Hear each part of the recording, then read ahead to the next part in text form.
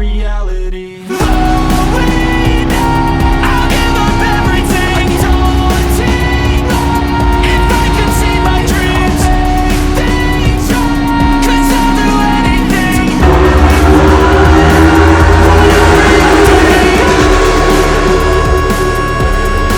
Don't let go.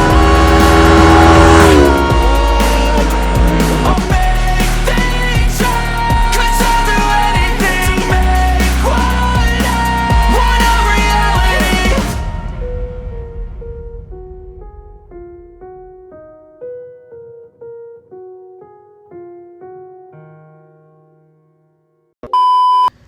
अस्सलाम वालेकुम everyone, this is Sabahat Ahmed Khan. Welcome to my channel, welcome to another review video. और आज जो है रिव्यू किसी और के बाइक का नहीं बल्कि अपने ही बाइक का लेके आया हूँ, क्योंकि ये प्रोजेक्ट मैंने ना बहुत पहले स्टार्ट कर दिया था और सिर्फ काम ही होता रहा, आज तक ना मैं ज़्यादा अपडेट दे सकूँ। तो आज मैंने सोचा इसका रिव्यू करना चाहिए। तो आपके सामने मौजूद है सुजुकी GS 500E और 2004 मॉडल है, स्पेनिश का। ठीक है, इसमें बहुत सारे मॉडल्स हैं। पहले जो है इसमें ठीक है, फिर इसके बाद स्पेनिश शुरू हो गए थे, फिर इसके बाद कौन सा था, जर्मन आता है, जापानी। हाँ, काफ़ी पहले जो है इसमें जापानीज़ मॉडल्स आए थे। ठीक है, फिर इसके बाद स्पेनिश शुरू हो गए थे, फिर इसके बाद F मॉडल है इसका जो फेयरिंग के साथ आता है। सो एक काफ़ी लंबी सीरीज़ है और one of the most successful bikes of Suzuki. तो पुराने टाइम्स के बहुत ही अमेजिंग बाइक्स हैं। ये जो है स्पोर्ट्स कैटेगरी के बिगिनर बाइक्स जिसे कह सकते हैं आप। आजकल के लिहाज से बिगिनर ही हैं, क्योंकि आजकल जो मशीन्स हैं ये उनका मुकाबला नहीं कर सकता, बट स्टिल अपने टाइम का बादशाह है। और अगर अभी भी ये वेल मेंटेन्ड हो तो ये अनटचेबल है, क्योंकि बिगिनर के लिहाज से बहुत अच्छा बाइक है, बहुत इन कंट्रोल। और 500 सीसी आपको जो है ओके जनाब। सो ये रहा GS 500। और GS 500 आपको याद है मैंने बहुत पहले लिया था, इस पर प्रोजेक्ट किया था और प्रोजेक्ट करना था, बट मैं अनफॉर्चुनेटली इसको कंप्लीट नहीं कर सका हूँ अभी भी। मतलब प्रोजेक्ट बाइक तो वैसे भी कंप्लीट नहीं होता, लेकिन स्टिल जो प्लान था वो मैं नहीं कर सका हूँ इस पर। इसको मैंने हर तरह से मॉडिफाई करना था, शायद कैफे रेसर बना लेता, शायद थोड़ी और स्पोर्टी लुक देता, लेकिन अनफॉर्चुनेटली कुछ बजट भी अच्छा नहीं था और कुछ और मामलात थे जिसको मैं टाइम ही नहीं दे सका। उसको मैंने बहुत कम टाइम दिया। ठीक है, और जो टाइम दिया उसमें ये चीज़ तैयार की आपके सामने वाइट कलर में। GS 500 नज़र आ रहा है। असल में इसको ब्लैक कलर में लिया था मैंने और इसका ओरिजिनल जो कॉपी भी था वो वाइट था। सो ओरिजिनल भी करना था और वाइट ज़रा अच्छा भी लगता है। So it was a good option for me कि इसको मैंने वाइट में कर दिया।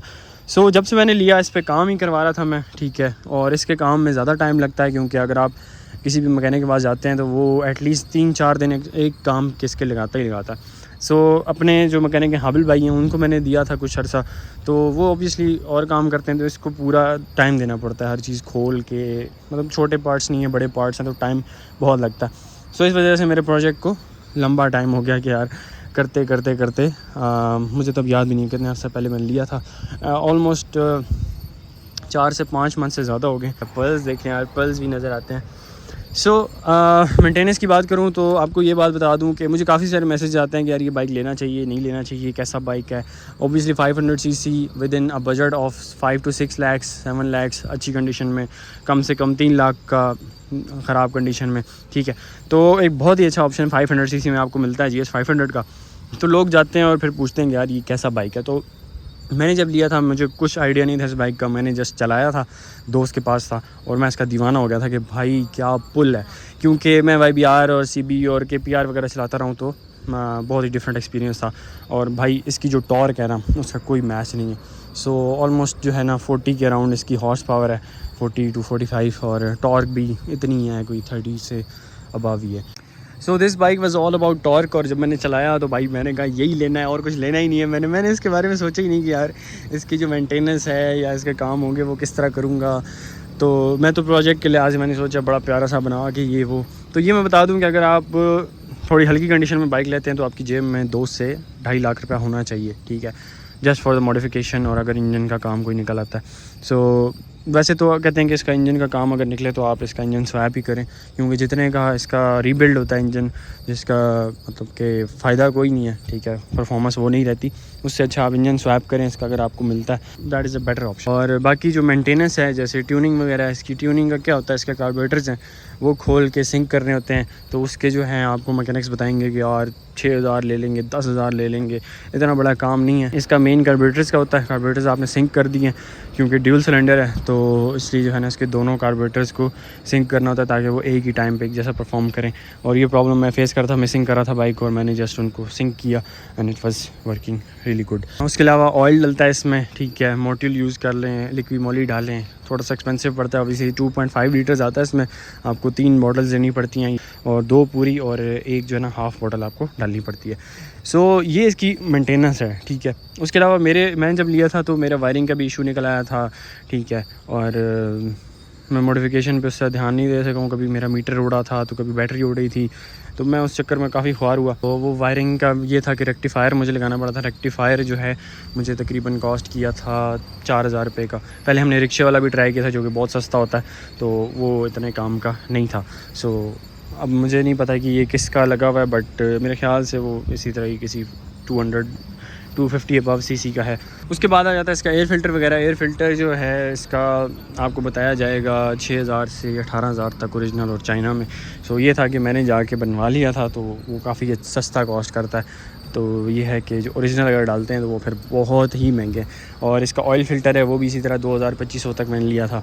तो ये 3-4 चीज़ें जो आपको चेक करनी पड़ती हैं, कार्बोरेटर्स, एयर फ़िल्टर, ऑयल फ़िल्टर, और अगर कोई एक्स्ट्रा आवाज़ें निकाल रहा है। मुझे लीकेज का काफ़ी मसला हुआ था क्योंकि ये बाइक हीट अप बहुत ज़्यादा होता है, तो लीकेज का काफ़ी इशू आ रहा था। और हमें बाद में पता चला कि हम ऑयल जो है ना ज़्यादा डाल रहे हैं, और जितना डालना चाहिए उससे काफ़ी ज़्यादा हम डाल रहे थे, तो इस वजह से ऑयल का ओवरफ्लो हो रहा था और वो फिर हर जगह से निकल आता था। फिर मैंने इसकी लीकेज बंद कराई है, अभी बिल्कुल ज़ीरो लीकेज है अल्हम्दुलिल्लाह। और फिर उसके ये सारे काम करने के बाद मेरे पास ना टाइम बचा ना बजट बचा, सो मैंने जस्ट इसको पेंट करवाया बॉडी का, ठीक है, ब्लैक कलर में, बहुत रफ़ लग रहा था। अभी वाइट में चेक करें कि पर्ल्स भी नज़र आते हैं, इवन अभी इस पर प्रॉपर डिटेलिंग भी नहीं हुई, ठीक है। और ये देखें हेलमेट के साथ भी मैच हो गया है, ओरिजिनल कलर भी मैच हो गया, मुझे और क्या चाहिए था। इसके अलावा मैंने अब जाकर ना इस पर क्लिप पॉन्स इंस्टॉल किए। क्लिप पॉन्स मुझे मिल नहीं रहे थे, जो दे रहे थे वो बहुत महंगे दे रहे थे, सो ये मैंने कराची से मंगवाए थे, जिसे कहते हैं ना काबली से थे, तो एडजस्टमेंट बनानी पड़ी हमें जो है ना कस्टम, ठीक है। और इसमें ना प्लेट में सुराख करके, अच्छा इसका फ़ायदा ये था, इसकी जो एनक होती है ना वो डबल होती है। यहाँ पे ये एनक है और इसके ऊपर जो प्लेट है, ठीक है, एक और प्लेट आती है, तो हमने वो वाली उतार ली और इसमें सुराख कर दी ताकि जब लगाएं तो जेन्युइन वाला काम ही नज़र आए, कोई और काम ना नज़र आए। तो क्लिप पॉन्स के साथ इस बाइक की फ़ील ही चेंज हो गई थी। पहले मैं यूज़ कर रहा था फैट बार पे, fat bar was very different और उसका मज़ा नहीं आ रहा था, मतलब मज़ा आ रहा था, ऐसे लगता था बॉसी सी फील लेता था, लेकिन स्पोर्ट्स वाली फ़ील के लिए आपको क्लिप ऑन ज़रूरी है। हेडलाइट पे है तो मैंने इसको चेंज नहीं किया, ठीक है, कर लेना चाहिए था, बट पता नहीं मैंने क्यों नहीं किया। मैंने कहा लगी रहे, अभी इसको चलाते हैं। इसकी थ्रो बहुत अच्छी है। और उसके अलावा टायर्स की बात करूँ तो फ्रंट पे 110-70-17 का टायर है और रियर पे 140 का है। तो रियर वाला मैंने चेंज करना था क्योंकि इसमें मैंने बर्न आउट काफ़ी मारे हैं और इसको मैंने ख़त्म किया हुआ है, और इस वजह से तो ये है कि इसे बड़ा टायर भी डाल सकते हैं, 160 का भी डाल सकते हैं। उसके अलावा बात करें तो एससी प्रोजेक्ट मैंने इस पे लगाया था। सबसे पहला काम मैंने एग्जॉस्ट का किया था क्योंकि मैं इसकी साउंड का भी दीवाना था कि भाई इस बाइक की साउंड बहुत ब्रूटल है। तो सबसे पहले हमने साउंड का काम किया था। इसका बेंड पाइप जो था उसमें एक अलग से पीस लगा हुआ था, तो वो निकलवा के हमने एससी प्रोजेक्ट इंस्टॉल किया। भाई साहब क्या वैसी साउंड है। अभी भी ये बता दूं कि A1 कॉपी है। अगर आपको ओरिजिनल एससी प्रोजेक्ट मिल जाए जो कि कॉस्ट करता है अगर यूज़ में मेरा ख्याल 25 से 30 हज़ार something, so that is worth it. इस बाइक की साउंड बहुत ही ब्रूटल है। सो आपको सुना भी देते हैं साउंड, और उसके अलावा आपको थोड़ा सा और चीज़ें बता देता हूँ। तो अभी इसको स्टार्ट करते हैं, साउंड सुनूंगा। असल में यहाँ पे खामोशी बहुत है तो मैं बहुत ज़्यादा नहीं करूँगा, नॉर्मल रैप करूँगा ताकि आपको समझ आ जाए।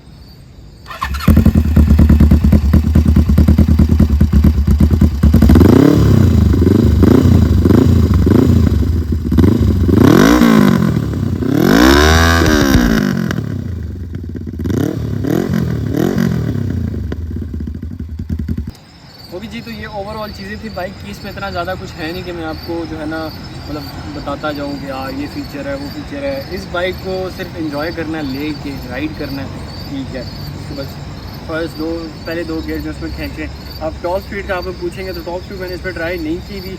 आगे POV बनाऊंगा, उसमें थोड़ी सी दिखा दूंगा। ये ना नॉर्मल जो हमारी हाईवेज़ है ना, उस पर आप इस पर 160 तक जा सकते हैं, ठीक है।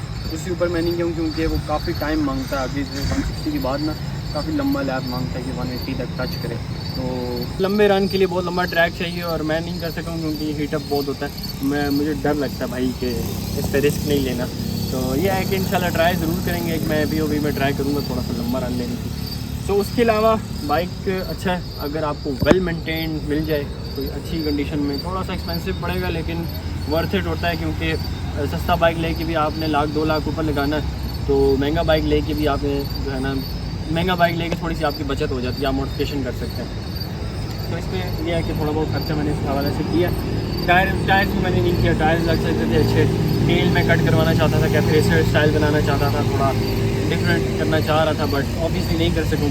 तो अभी फ़िलहाल इस प्रोजेक्ट को मैं यहीं पे रोक रहा हूँ, एंड कर रहा हूँ। दिल मेरा बिल्कुल नहीं करता, यकीन करें, इसको मैं चलाता हूँ ना तो मैं कहता हूँ बस भाई यही होना चाहिए और कुछ नहीं होना चाहिए। लेकिन कुछ चेंज ऑफ प्लान्स हैं, ठीक है, कुछ नया करने की सोच रहा हूँ। इंशाल्लाह वो आपको आगे देखने को मिलेगा। हो सकता है अभी 1-2 छोटे बाइक्स पे स्विच करूँ, उसके बाद इंशाल्लाह किसी बड़ी चीज़ पे आएंगे और वो आपको ज़रूर दिखाएंगे। ओवरऑल GS 500 का बताऊँ तो बहुत ही ब्रूटल मशीन है और ये अगर आप लोग लेना चाहते हैं तो वेल मेंटेन कंडीशन में लें तो आपको बहुत मज़ा कराती है। बिगनर बाइक है, कंट्रोल में रहता है, आपसे आउट ऑफ कंट्रोल नहीं होता, सही है। तो उस हिसाब से मेरा एक्सपीरियंस के साथ बहुत अच्छा रहा है। So that's it for today. अगर आपका कोई भी क्वेश्चन हो मुझे पूछना चाहते हैं, इंस्टाग्राम पे कांटेक्ट कर सकते हैं, नीचे लिंक भी आ रहा होगा डिस्क्रिप्शन में भी।